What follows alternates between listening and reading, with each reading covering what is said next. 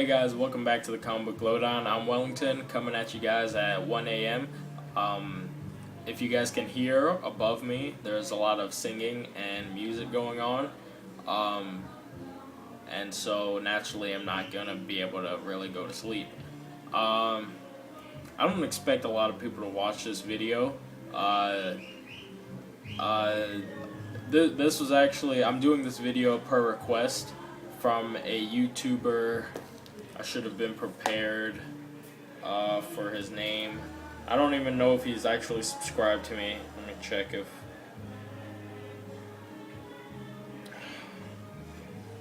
Yeah, I don't think he's actually subscribed to me, but he comments on my Ultimate Spider-Man video. I'm actually gonna look up his name so I can give him credit for the request. And since we're on the topic of requests, if you guys do have anything that you would like me to review that I have,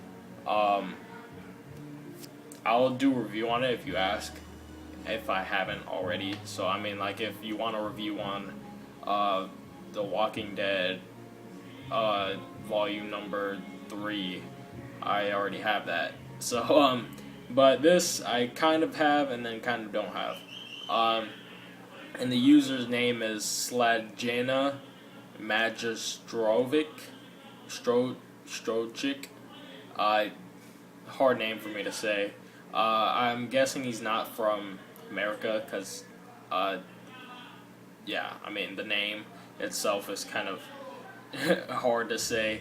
But this is his request that I review the issues of Ultimate Spider-Man that are from the second volume, and those collect issues 8 through 13. Obviously, I didn't go out and buy that volume, seeing as how I already have this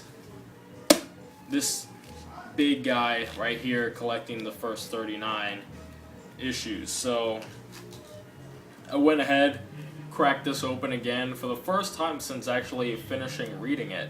I never had a real reason to read it again.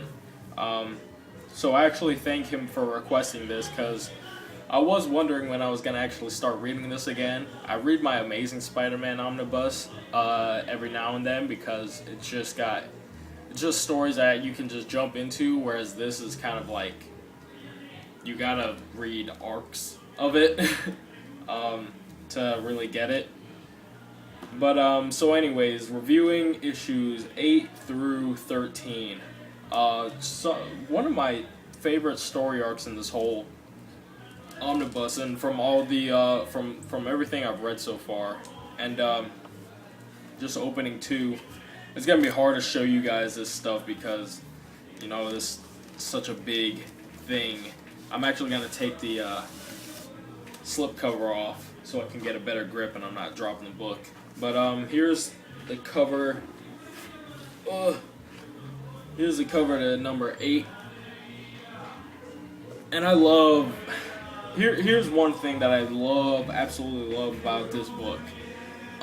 Mark Bagley's artwork is revolutionary to this time period. It's kind of like, I don't think comics looked like this before Ultimate Spider-Man came out. This is kind of like a cleaner, it looks more digitally rendered than comics used to be. And I'm sorry that everything's getting really loud right now. Can't control it, so I'll just talk louder. But anyways, Mark Bagley's artwork, and you can compare it to his Amazing Spider-Man stuff, and you can see the drastic changes. That it's very, very big changes, and it really suits Bendis's storytelling and the characters themselves. You know, the difference between his ASM stuff and his Ultimate stuff is the age. You know, he was drawing Peter Parker as an adult in ASM, and now he's drawing Peter Parker as a 15-year-old here in Ultimate. So he's got to definitely change up his style, and then just stylistically, just evolved into this kind of, I would say it's more cartoony, but also more clean, kind of computery.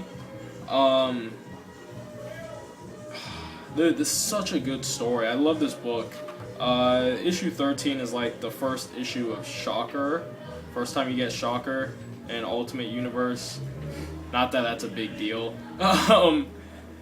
One thing I really like is kind of these dream sequences. Everything goes from like what I showed you with, it's still got a standard comic book feel, even though it's more digitally looking than comics had used to be. But then when it goes into these dream sequences, it goes digital. Or yeah, it's very, I'll show you, it's very digital looking. I know I'm saying digital a lot, but compare those two pages, and this one of course being the dream sequence. So yeah, Bagley's art, it works for me. I don't know if other people think otherwise. I haven't heard anybody think otherwise, but it's possible. But getting to the story of this, we're just finishing off with Peter really overcoming Norman Osborn and the Green Goblin and things like that. And in the wake of that, he gets a little cocky, gets a little bit ahead of himself, and decides that he wants to really take on everything, really all crime. And so he goes head first into the Kingpin stuff. And he definitely learns through his experiences going after Kingpin that, you know, what he's doing is dangerous. He's way out of his league if, you know, and he's going to get hurt or killed if he's not using his head. So, and he learns that the hard way because we got Electro, who's reformed to be a super, he's really cool at the beginning. He's, you know, really just as badass that kind of demolishes Spider-Man. But then by the end of the arc, of course Spider-Man wins. He kind of puts Electro in his place, using his head, using his brain. And he kind of puts Kingpin in his place too. And he really puts Kingpin in a bad spot. You know, business-wise, and, you know, just in his public appearance. He definitely outs the Kingpin as, you know, being the Kingpin. Well, I mean, everybody knows he's the Kingpin of crime, but nobody actually goes after it until, you know, Spider-Man gets after him. And kind of helps Ben Urich make the story. You know, that's what we get for the most part. We get a lot of action in this arc between, you know, issues 8 through 13. We get a lot of action, a lot of growth in Peter Parker's superhero evolution, I guess you could say. And it's all really good, really well written by Bendis.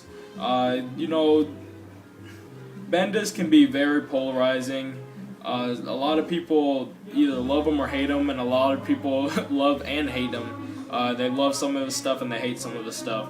But I think it's undeniable that this Ultimate Spider-Man stuff is some of his best work. His Ultimate Spider-Man and his Daredevil is some of his best work that he's done, in my opinion.